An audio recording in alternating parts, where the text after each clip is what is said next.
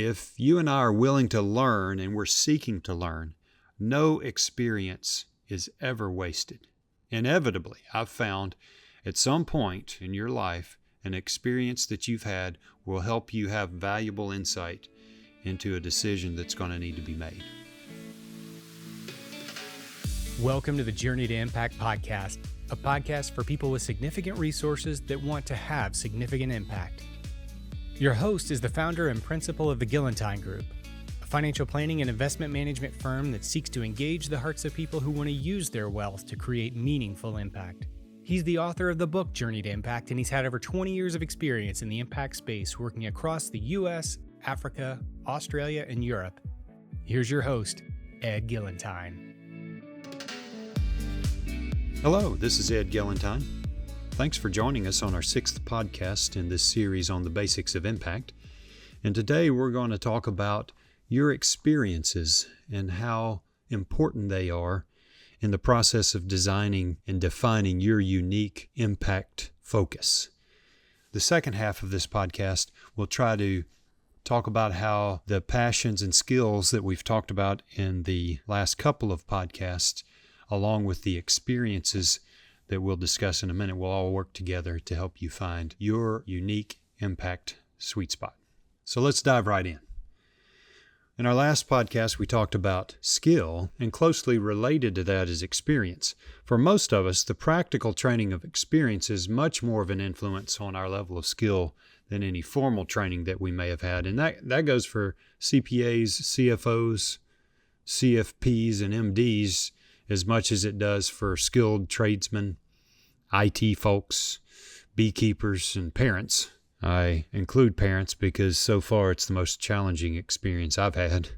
One of the best things about gaining experience is that it's never wasted if we're paying attention and seeking to learn.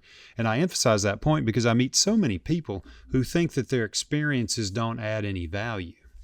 And even worse, I meet a lot of people that feel as though their experiences have reduced the value that they bring to the table.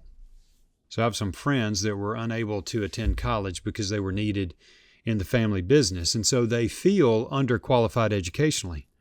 But in every case that I've had the opportunity to personally observe, that informal education of working in the family business was a much better education than they would have received at a traditional college or university.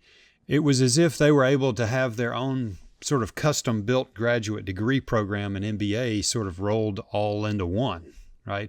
And they better understand that people without college degrees can many times have just as much or more to offer as those who do have college degrees. So, for example, maybe an electrician feels like their career choice is not as important as the CEO of a Fortune 500 company. But both the CEO and the electrician have skills that can be utilized across the globe for impact, and one is not better than the other. As we mentioned in a previous podcast, you can't control when you were born. You can't control where you were born. Think of those of us in the United States. What a privilege and a blessing simply to be born here. But we can't control that, and many of our life experiences and circumstances are simply beyond our control. But we can control what we do with them. I've met people who've worked their way through college. They didn't have time for much of a social life. And as a result, they feel like their careers are in some way limited because they don't have the same connections as their friends that were really active in fraternities and sororities, and they met a lot of people.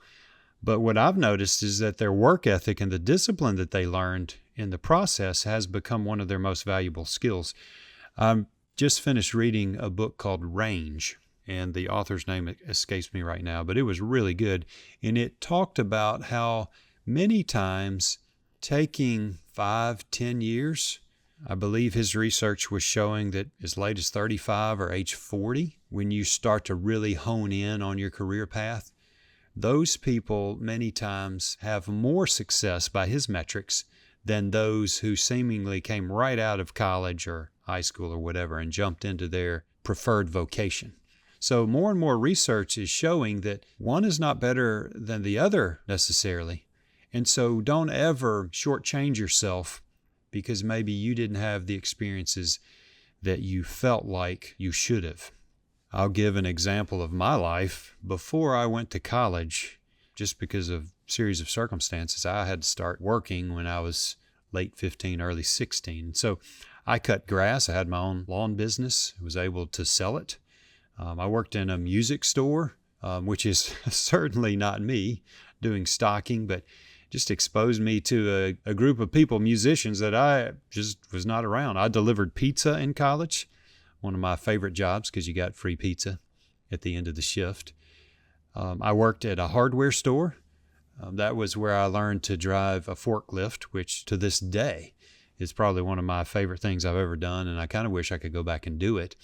Just sort of by yourself back there in the lumber yard, moving gigantic piles of concrete or wood or lumber or cabinets or whatever around. But I wasn't able to play sports like I had wanted to and had hoped to. I wasn't able to hang out with my friends as much. I didn't get to go to as many pool parties because I needed to work. And that was, frankly, all the way through college. But the skills that I learned, the work ethic that I learned, the different people that I met really was invaluable for me and continues to be invaluable to me almost 30 years later. I know countless women who step away from their careers to spend more time with their children, many of whom feel like that they have less to contribute than those who chose to stay in the workforce. But I can think right offhand of several ladies who were able to step immediately into major roles in impact organization as their time became available as the kids got older. And they not only picked up right where they left off, but the relationships that they built during their career sabbatical ended up being critical in their new posts. So I don't know what your experience has been or what it's going to be. And I don't know what the value will be that will come out of those experiences, but I do know that it's there. And at the risk of repeating myself, if you and I are willing to learn and we're seeking to learn, no experience is ever wasted. Inevitably, I've found at some point in your life, an experience that you've had will help you have valuable insight into a decision that's going to need to be made. So life experiences have a profound impact on how we view life as well as how we live it. I have a dear friend of mine who wanted to go into the nonprofit world, and after 10 years or so of working in the nonprofit world and being very good at what he did, he was let go from the nonprofit job and he ended up in banking just to pay the bills, right? And parenthetically, banking would be the last place in the world my friend would have ever thought he would have ended up. But over the years, he's actually been able to give more of his time to real impact as opposed to all the administrative duties he had to do while he was actually working with the nonprofits. And he's also been able to give more money because he makes a lot more. And now he has a unique perspective on how nonprofits function, as well as their strengths and weaknesses. So my friend never thought he would have an impact in banking, but now he's having more impact than he ever dreamed of. I've heard stories time and again how college majors didn't work out, careers have imploded or exploded, skills that were hated but were mastered have all worked out to put people in positions to have more impact than they could have ever imagined. And many times on top of all of that, they ended up loving what they're doing. Over the years in Ethiopia, our strategies have changed, but my role has stayed the same. I'm pretty good at creating a launching pad for vision, pretty good at connecting people and seeing potential areas for impact and for creating high-level deals. But I'm not good at dealing with details, running an ag company with 150 employees in a foreign culture. I'm not good at all in dealing with the frontline bureaucratic maze in a foreign country, or even in our own for that matter. And every single time that I stray out of my skill set and into somebody else's, chaos ensues. Not just a little bit, but a lot. As a matter of fact, I would mention to you that one of the skills that you really need to learn and hone over the years is having a better understanding of what you're not good at and staying away from it. As a matter of fact, on one of my this year's strategic plan is to work on a not to-do list. It's a pretty fascinating discipline.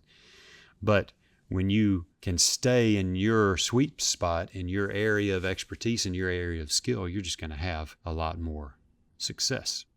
most of us are going to end up having the greatest impact in an area that we have the greatest experience in. That doesn't mean if you grew up on a farm, you're going to end up in agriculture, right? I didn't grow up in a farm, and one of our major focuses of impact is ag, right? It doesn't mean if you're a doctor that you're only going to do healthcare, right? I have a bunch of doctor friends that when they go work in developing countries, they don't do any medicine. So it doesn't mean that you'll end up only impacting the area that you've had experience in. What it does mean, though, is that you'll use those experiences, including the ones you hated, including the ones that you thought were wasted, in whatever area of impact you choose to work in. As we wrap up this session on experience, and also keep in mind the last two podcasts on passion and skill, it's important to keep both perspective and balance. So I believe in utilizing psych tests, personality tests, career aptitude tests to help give you some direction. But just because they indicate that you should be doing one thing or the other doesn't mean you need to force your way into it or out of it. Just let it come. So I want to embrace the research and the discoveries that have come with advances in neuroscience and psychology. But you need to embrace your heart and what I call your gut as well. And you'll be surprised at how it ends up pointing you down the road to impact. And it's always amazing to me when finding one's passion, how that reveals some hidden psychological and emotional capacity that a person didn't even know they had. And I've also seen how giving voice to your passion unearths skills that you have no idea that you possess. Keep this in mind. Without all different types of passions, skills, and experiences, no organization can be completely whole, and no organization can have sustainable, needle-moving impact. So let's talk about your unique impact sweet spot. And I would say that if you haven't bought the book, this is probably a good time to do it because it has these lists and processes that we're about to go through spelled out for you, and it probably would save you a little bit of note-taking. So we've talked about your unique passions, we've talked about your unique skills, and we've also talked about your unique experiences. I would say that this is probably the crux of this discussion on impact and possibly the most important part of the entire discussion that we're going through related to the book, Journey to Impact. And I would say this, where your passions, your skills, and your experiences overlap is likely your impact sweet spot. And I would also go so far as to suggest that this is where your unique description of impact is going to likely collide with your execution of the impact. So there are 3 stages to the process of developing your unique framework for impact. First stage is brainstorming. The second stage is feedback. And the third stage is focus. So hopefully, as we walk through this, you'll get an idea of the process, and you can kind of hit pause as we go through it, or take some notes, look at the book, get an idea of the process, and then schedule some time on your calendar, which is likely probably the best way to do it. So the first stage is this process of brainstorming. And when I think of the word brainstorming, I always think of the concept of spitballing. That is, nothing is off limits. You just throw out your ideas, write them down, and we'll work with the ones that stick. And in that same way, you're going to need to get an idea of your passions, your skills, and your experiences. So first, you need to schedule a minimum of 1.5 hours on your calendar for this brainstorming part of the process.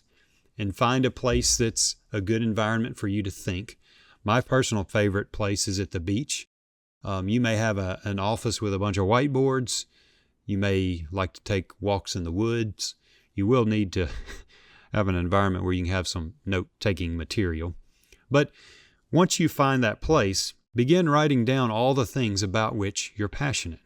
And then write down all of the skills and skill sets that you believe you have. And then thirdly, write down as many of your formative experiences that you can think of. So when I've done this, and I do this every couple of years, just to repeat the process and continually hone our impact, you may ping around. So maybe you have written on a piece of paper columns of passions, column for skills, and a column for experiences. Because you may think of injustice, for example, and then you think of sex trafficking, and then you think of at-risk kids. Or you may think of injustice and then you think, well, I'm an attorney and I remember something in law school that I need to go check that out, right? Or maybe if I'm thinking about at-risk children, it reminds me of an experience of helping in a community center in summertime in high school and working with young children. So just be prepared to go all over the place, and you're going to repeat this process at least 2 or 3 times, right, during this 1.5 hours. After you've got a pretty good list, go through what you've written down and underline or circle or highlight what you think are your top 5 in each area. So it's okay if it's not 5, just don't let it be more than 5 at this stage, right? And then you're going to take a piece of paper and you're going to draw 3 overlapping circles. And you're going to title one circle passions, one circle skills, and one circle experiences. And you can see a picture of what I'm talking about in the book. And you're going to write your top 5 in each circle.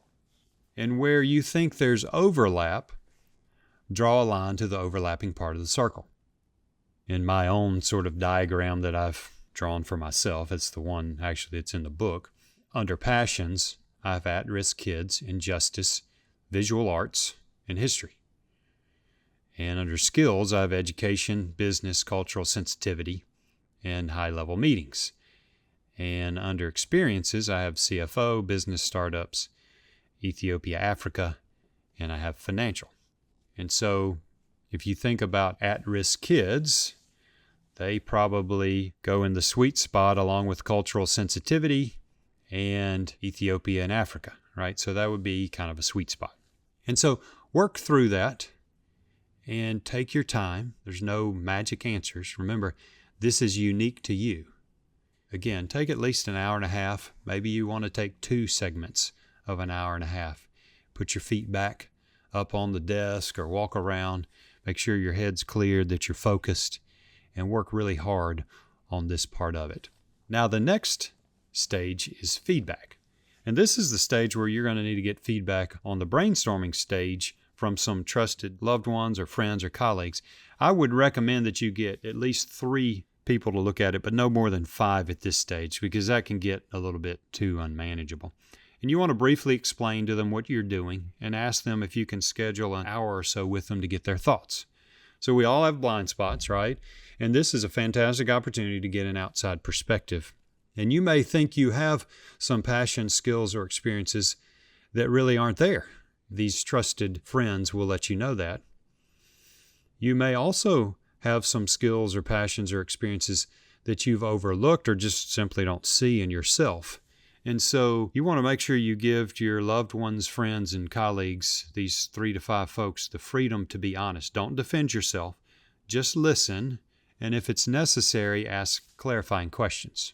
So you're going to ask 3 to 5 people to read over your notes from the brainstorming stage. Maybe even let them read the chapter in the book. And then ask them to write down any additional passions or skills or experiences that they think are important, but that you haven't listed. And then ask them to write down any passions or skills or experiences that are in your notes that they think are inaccurate or shouldn't be there. And then you're also going to ask them to draw those 3 overlapping circles and write what they believe are your top 5 passions, skills, and experiences in each circle. Finally, you're going to ask them to give you their perspective on where they see overlap, basically that sweet spot. All right, so this is a pretty vulnerable thing. So you want to just be prepared to be open and honest. And again, I would strongly encourage you to take an approach where you just listen and ask clarifying questions as needed. So once you go through that process, and that'll take some time, the final stage is what I call focusing. And I think of a pair of binoculars when you're trying to focus them on an object that's way out in the distance. And my mind immediately goes to a lake house that some friends of ours have in East Tennessee. This house is really beautiful. It has stunning views of the lake through these gigantic walls of windows and a gigantic deck that runs the length of the house there on the back that looks at the lake. And directly across the inlet where the house sits is a huge old tree that's the home of a really beautiful bald eagle. And by one of the windows, our friends have set up a tripod with a pair of binoculars as sort of an observation point. And so every morning, whenever we visit, I always get up and get my cup of coffee and go grab the binoculars and start looking for that eagle. And I always focus first on the tree, right? And at first it's really hazy. And then forms begin to look a little bit more recognizable. The tree begins to look like a tree. The eagle's nest begins to look sort of like a blob of an eagle's nest. And as the binoculars focus even more, there's two circles that begin to intersect. And when the binoculars are finally in focus, those two circles become one clear picture. And so in this final stage of focusing, that's sort of the image that I have in my mind. And once again, you want to schedule an hour or two in a place that's conducive to thinking, and then ask yourself a few questions. Don't limit them to this, but these will get you going. Of the areas of passion written in the corresponding circle, which one seems to have the strongest connection to what you feel are your strongest skills and experiences? How do each of your top 5 skills and experiences relate to each of your top 5 passions? What direct impact connections do you already have that are related to the passions, skills, and experiences in the 3 circles? What indirect impact connections do you already have that are related to the passions, skills, and experiences in the 3 circles? Finally, are you already working within an area related to those passions, skills, and experiences in the 3 circles? So if you think about those 4 or 5 questions, you'll start to get a little bit of focus, right? The tree starts to look like a tree. The eagle's nest starts to look like an eagle's nest. So brainstorming and feedback, in my mind, are the 2 individual lenses of the binoculars that will ultimately merge into one clear picture of impact. And the more often you revisit each stage, the tighter and more clearly focused the view, the picture is going to become. Ted Williams, who in my view was the greatest hitter in the history of baseball, was a student of hitting. He didn't get great just because he had a natural propensity, right? And Ted had created a chart that tracked every single pitch to a given quadrant of the strike zone. It was approximately 7 baseballs wide and 11 baseballs high. And he knew his batting average for every quadrant. And as a result, he knew exactly where his favorite pitches were, what he called his happy zone. By the way, tracking those pitches was a pretty amazing thing to do, pretty detailed. It took a lot of time back in the day before you had the digital technology that we have now. Well, his first rule of hitting was to always look for a pitch in the happy zone until forced to do otherwise. So relative to impact, my point is this. In baseball, when you've got 2 strikes, you have to swing at the next strike, whether it's in your happy zone or not, right? That's because getting called out on a 3rd strike that you don't even swing at is the absolute worst thing you can do. On the journey to impact, though, we can wait for a great pitch that's in our sweet spot, no matter how long it takes, because there's not a rule about 3 strikes and you're out, right? So be patient. Stay in your sweet spot and wait for a pitch to drive, to use some baseball vernacular. Stay in your sweet spot. Wait for that pitch and drive it. Now, at the same time, don't create a sweet spot that's so small that you're never going to get the exact pitch that you want. In the game of impact, in the same sense that you'll never get called out on a 3rd strike if you don't swing, you're also never going to strike out for swinging and missing at 4 pitches, right? So stay in your happy zone. Stay in your impact sweet spot. Be disciplined, but don't forget to swing. Thanks for listening to this session. I hope it was helpful. Our next session will be about signs of success in impact organizations. I look forward to being with you then. Thank you for listening. We love your feedback, so please let us know what you thought about this episode as well as what you'd like to hear more of in the future. For more information, impact resources, or to purchase a copy of the book, Journey to Impact, visit edgillentine.com. That's edgillentine.com. The book is also available through Amazon, Barnes & Noble, or Target.com. For Ed Gillentine speaking inquiries or advertising opportunities, send us an email at ajourneytoimpact@gmail.com. This has been a presentation of the Journey to Impact podcast team. Executive producer Ed Gillentine, produced and edited by Joey Woodruff. Special thanks to Stephen Chandler.